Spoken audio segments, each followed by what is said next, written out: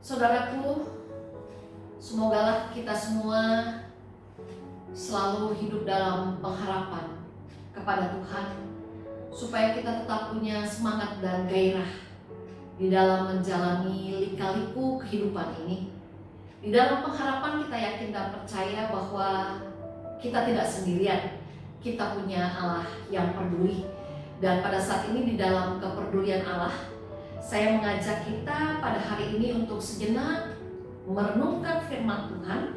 Dan pada hari ini firman Tuhan akan dibacakan dari kitab Matius pasalnya yang ke-14, ayatnya yang ke-15 sampai dengan ayatnya yang ke-20, yang demikian firman Tuhan. Menjelang malam murid-muridnya datang kepadanya dan berkata, "Tempat ini sunyi dan hari sudah mulai malam. Suruhlah orang banyak itu pergi, supaya mereka dapat membeli makanan di desa-desa." Tetapi Yesus berkata kepada mereka, "Tidak perlu mereka pergi, kamu harus memberi mereka makan." Jawab mereka, "Yang ada pada kami di sini hanya 5 roti dan 2 ikan." Yesus berkata, "Bawalah kemari kepadaku."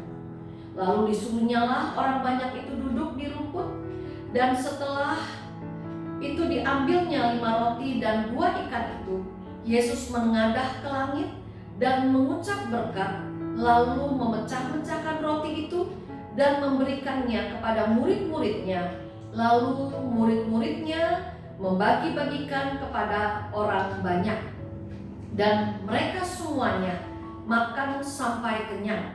Kemudian orang mengumpulkan potongan-potongan roti yang sisa, 12 bakul penuh. Yang ikut makan kira-kira 5.000 laki-laki, tidak termasuk perempuan dan anak-anak. Saudara yang saya kasihi, ada satu cerita.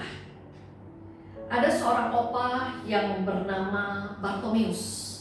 Dia mengajak cucunya pergi ke sebuah taman bermain. Dan sepulangnya dari taman bermain, sesampainya di rumah, cucu dari opa Bartomeus itu mengatakan bahwa sebenarnya sejak di taman tadi ia sudah kehausan dan ingin minum. Maka opa Bartomeus pun menegur. Dan opa Bartomeus berkata, "Bagaimana kamu bisa bersikap demikian? Bagaimana opa tahu kalau kamu kehausan? Kalau kamu tidak mengatakan hal itu kepada opa." Saudara, pada akhirnya si cucu pun mengatakan, "Iya opa, yang keliru memang saya, karena saya tidak mengatakan kepada opa kalau saya sebenarnya haus." Saudara yang dikasihi oleh Tuhan, dalam kehidupan kita masing-masing, kita seringkali mempunyai pemikiran bahwa orang lain harus tahu apa yang saya perlukan. Orang lain harus tahu apa yang menjadi kebutuhan saya, apa yang menjadi pergumulan saya pada saat ini, apa yang menjadi harapan saya pada saat ini, tanpa saya harus mengatakannya. Dan sayangnya, tidak selalu orang bisa peka, tidak selalu orang bisa mengetahui apa yang jadi kebutuhan kita, apa yang menjadi harapan kita, apa yang menjadi pergumulan kita. Saudara, kalau kita lihat, kenapa kadang kita tidak bisa peka? Kenapa kadang kita tidak bisa mengetahui apa yang menjadi kebutuhan dari sesama kita?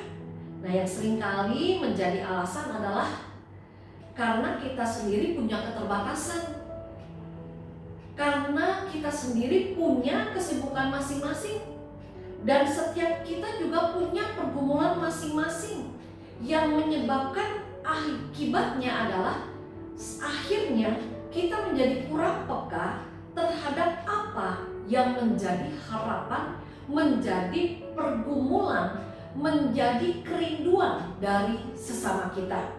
Nah, sangat berbeda dengan kepekaan Yesus kepada orang yang mengikutnya.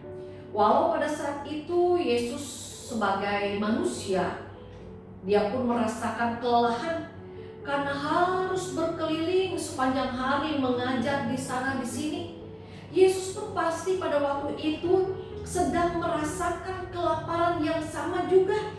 Tetapi saudara, kalau kita lihat dari firman Allah dalam kitab Matius pada saat ini, kita bisa melihat bahwa di dalam kondisi yang sedemikian pun Yesus tetap punya kepekaan yang kuat akan apa yang jadi kebutuhan orang banyak pada waktu itu. Yesus tahu mereka lapar. Yesus tahu mereka perlu makan.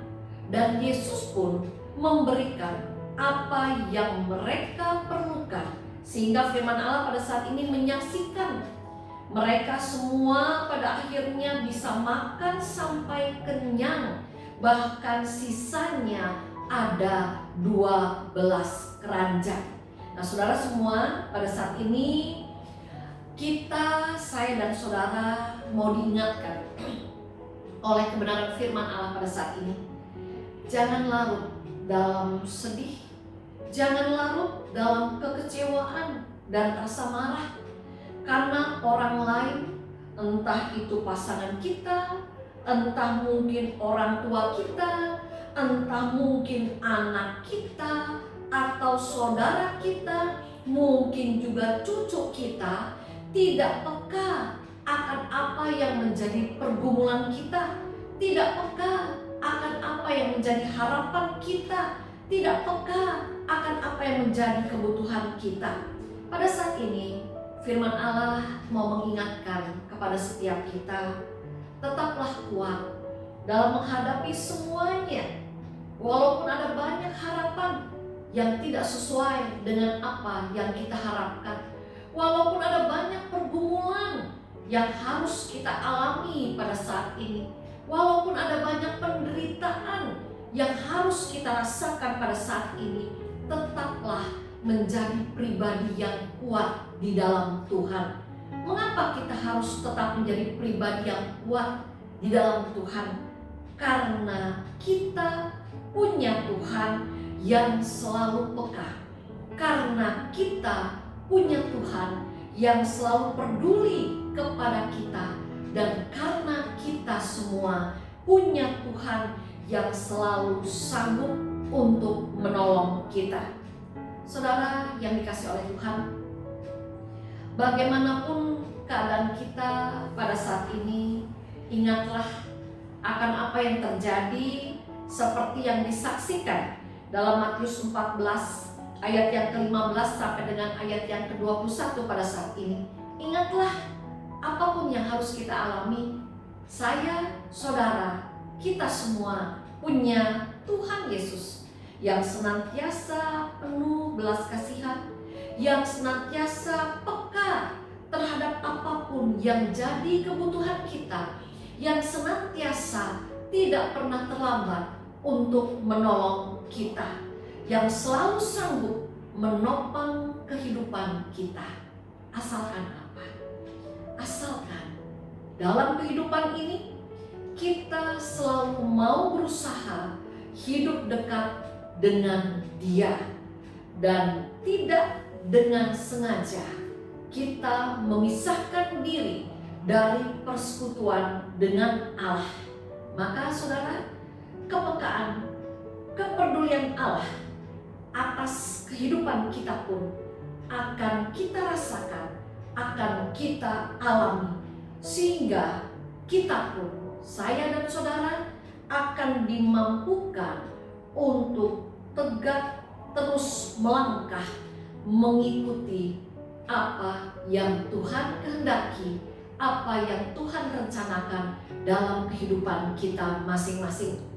Biarlah kiranya di dalam kehidupan ini saudara dan saya boleh terus merayakan kepedulian Allah, kepekaan Allah. Marilah kita menyaksikan bahwa di dalam kehidupan ini kita punya Allah yang peka, punya Allah yang peduli, punya Allah yang tidak pernah terlambat menolong kita. Tuhan yang akan terus memberkati kehidupan kita masing-masing. Amin. Kita berdoa. Bapa yang ada di surga, kami bersyukur Engkau adalah Allah yang peduli, Allah yang selalu peka akan apa yang menjadi pergumulan kami, Allah yang selalu tidak pernah terlambat untuk menolong kami. Mampukan kami Tuhan, siapapun kami, agar kami dapat merayakan cinta Tuhan melalui kehidupan kami masing-masing. Dan di dalam nama Tuhan Yesus kami berdoa. Amin.